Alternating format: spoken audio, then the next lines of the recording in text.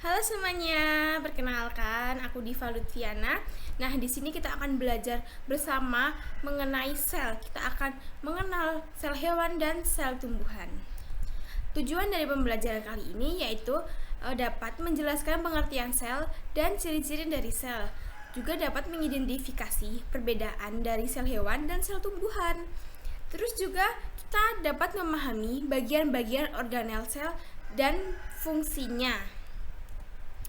Sebelum kita masuk ke dalam materi, coba kalian tap link di bawah ini dan jawab pertanyaan yang ada di dalamnya ya. Jika sudah, kita akan mengenal jenis-jenis sel. Jenis-jenis sel itu ada dua, yaitu sel prokariot dan sel eukariot. Apa sih itu sel prokariot? Sel prokariot itu organisme yang hanya mempunyai satu sel. Nah, satu sel itu tidak mempunyai spesialisasi apapun, atau maknanya satu sel itu tugasnya itu melakukan semua. Jadi satu sel melakukan semua tugas. Berbeda dengan sel eukariotik. Sel eukariotik itu mempunyai organel-organel sel dan bermacam-macam sel. Setiap selnya itu mempunyai fungsinya masing-masing dan fungsinya tersendiri. Contohnya pada sel hewan dan sel tumbuhan. Sel prokariot tadi itu contohnya pada bakteri atau fungi.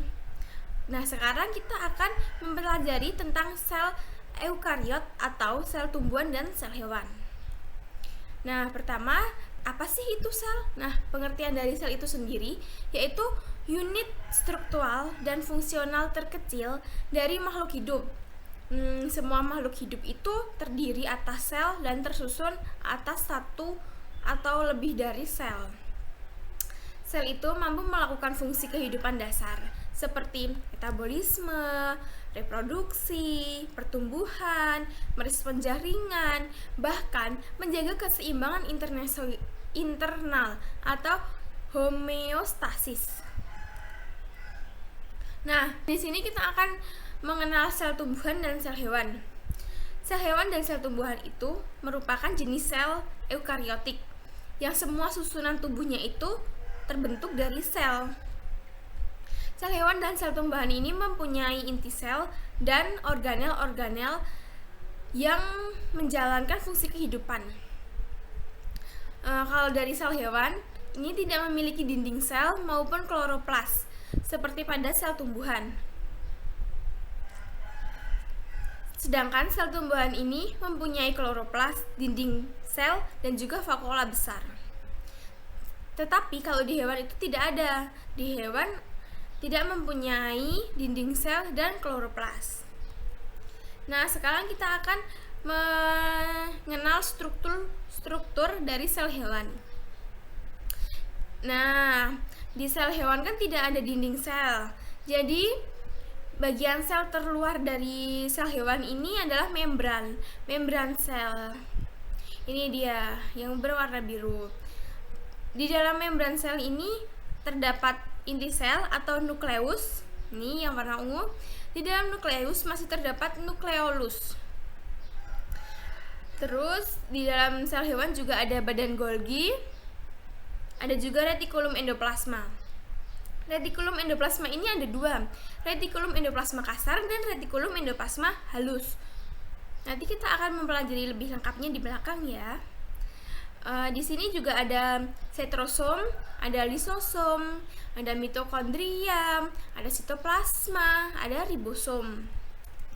Nah, sekarang kita masuk ke struktur sel tumbuhan.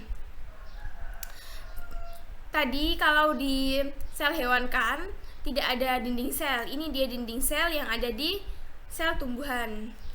Sel tumbuhan ini mempunyai dinding sel.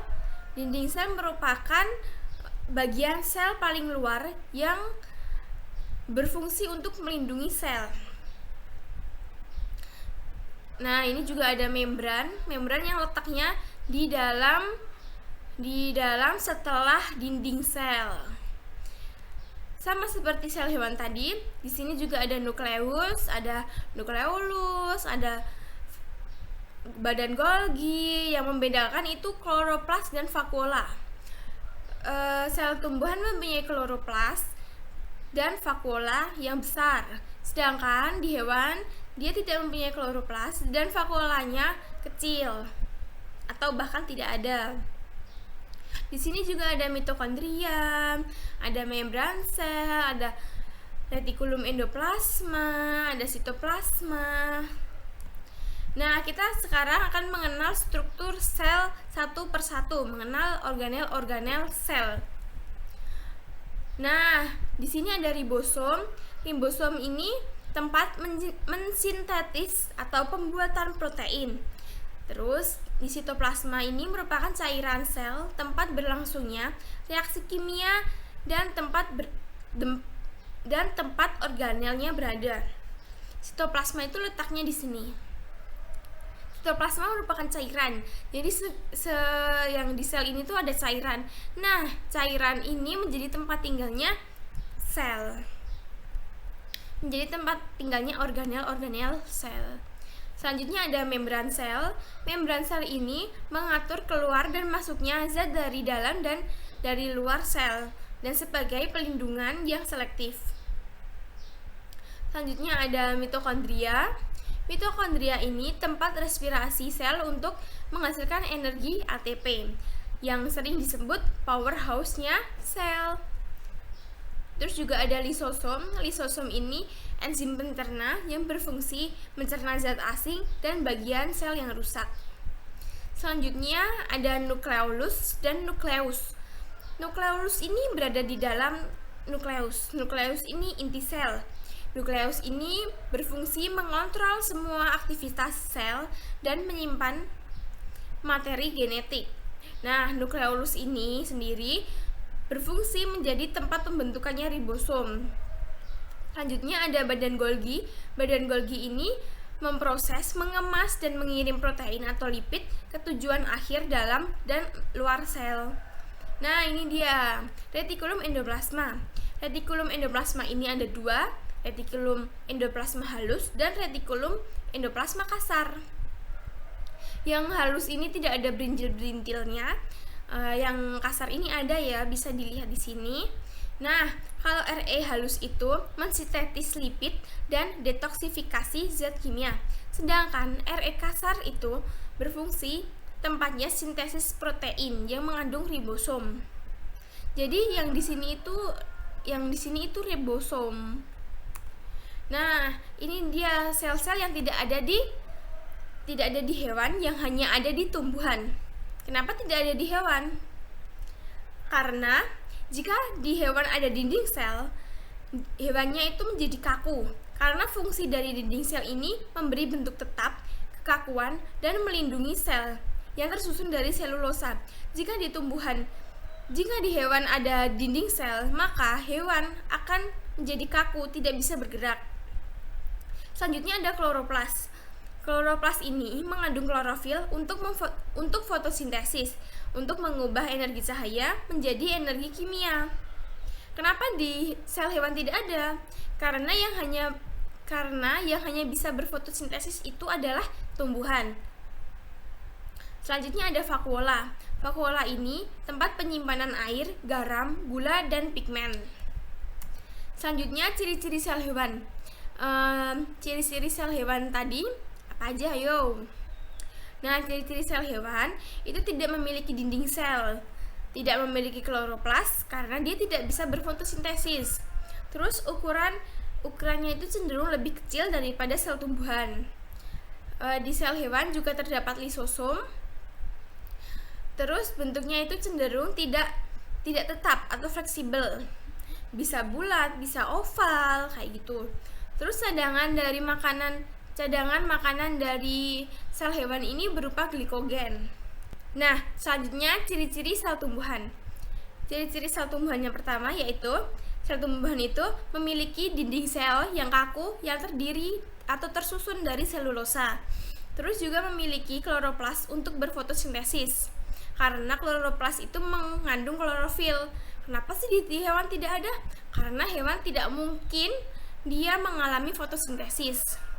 Selanjutnya, sel tumbuhan ini memiliki vakuola besar sebagai rongga penyimpanan air dan zat lainnya. Terus juga bentuknya lebih tetap, umumnya persegi panjang atau segi empat.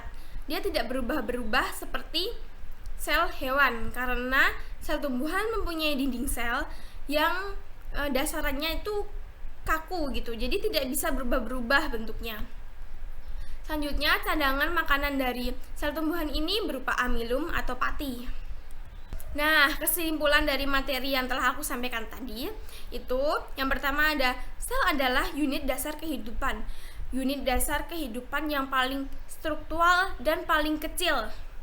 Terus juga ada perbedaan antara sel hewan dan sel tumbuhan. Ayo, apa aja tadi perbedaan dari sel tumbuhan dan sel hewan? Sel hewan tidak memiliki dinding sel, kloroplas, dan juga vakuola. Saatnya kalian menjawab pertanyaan dari aku. Tadi sudah dijelaskan fungsi-fungsi organel-organel sel kan? Nah, siapa yang masih ingat apa fungsi utama dari membran sel? Apakah dia sebagai tempat penyimpanan informasi genetik, atau mengatur keluar masuknya zat, atau bahkan menghantarkan impuls listrik, atau dia menyusun protein? Nah, jawabannya, apa fungsi utama dari membran? Membran itu sebagai tempat mengaturnya keluar masuknya zat dari luar ke dalam ataupun dari dalam keluar. Selanjutnya, manakah yang merupakan ciri khas dari sel tumbuhan? Di sini ada gambar sel tumbuhan. Nah, kira-kira organel apa yang tidak dimiliki oleh sel hewan? Organel apa yang tidak dimiliki oleh sel hewan, dan sel hewan tidak akan pernah memiliki organel tersebut? Jawabannya, lisosom atau sentriol, kloroplas atau mitokondria. Jawaban yang benar adalah kloroplas. Pertanyaan selanjutnya ya, apa perbedaan utama antara sel hewan dan sel tumbuhan? Di sini terdapat sel hewan dan sel tumbuhan. Apa kira-kira perbedaan dari dua sel tersebut? Atau A, sel hewan memiliki dinding sel, sementara sel tumbuhan tidak? Atau sel tumbuhan memiliki kloroplas, sedangkan sel hewan tidak? Atau yang C, sel tumbuhan memiliki lisosom, sementara sel hewan tidak? Atau kalian menjawab yang D, sel hewan memiliki vakuola besar, sementara sel tumbuhan tidak? Kira-kira apa perbedaan utama dan paling signifikan yang mencolok dari dua gambar ini?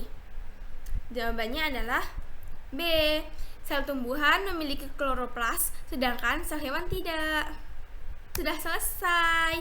Semoga materi yang telah saya sampaikan bisa diterima oleh kalian dan kalian menjadi paham perbedaan antara sel tumbuhan dan sel hewan.